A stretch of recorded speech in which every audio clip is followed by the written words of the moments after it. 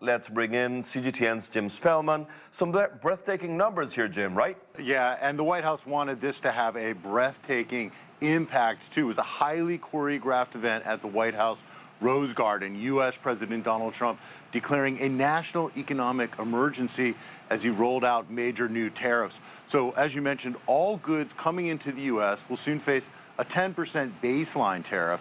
Dozens of countries will face additional so-called reciprocal tariffs that Trump says equal half of what U.S. exports face going into those markets. But it's not that simple. The White House came up with a rate for each of these economies based on actual tariffs, plus what it refers to as non-tariff barriers like subsidized exports, value-added taxes, and state-sponsored industrial support. Not clear at all how they arrived at these rates, but a few examples of the end results. Goods from China will face a 34% tariff, that on top of the 20% already imposed.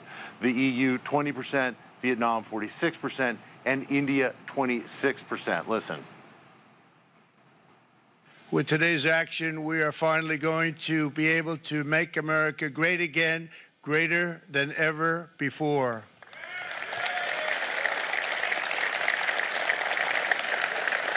Jobs and factories will come roaring back into our country, and you see it happening already.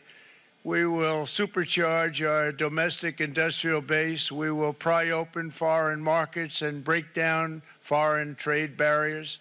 And ultimately, more production at home will mean stronger competition and lower prices for consumers.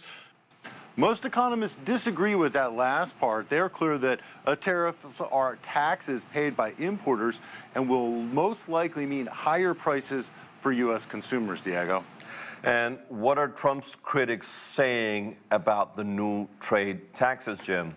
Democrats on Capitol Hill argue these actions will raise prices for American consumers, just as so many families here in the U.S. are still dealing with the impact of inflation they've seen in recent years, plus high interest rates. Listen. Republicans are crashing the American economy in real time and driving us to a recession. This is not Liberation Day, it's Recession Day in the United States of America. That's what the Trump tariffs are going to do, crash the economy. The White House acknowledges there may be a period of adjustment, but they argue that eventually this will lead to more revenue, lower taxes, and eventually help to pay down the national debt. They point to recent commitments to build in the U.S. by companies like Apple, Hyundai, and NVIDIA to invest in U.S. facilities as an early sign of the impact these policies will have. But I can tell you, Diego, there are a lot of economists out there who say that's simply rose-colored glasses, and it ignores the pain that this may well bring to the U.S. economy and economies around the world. Back to you.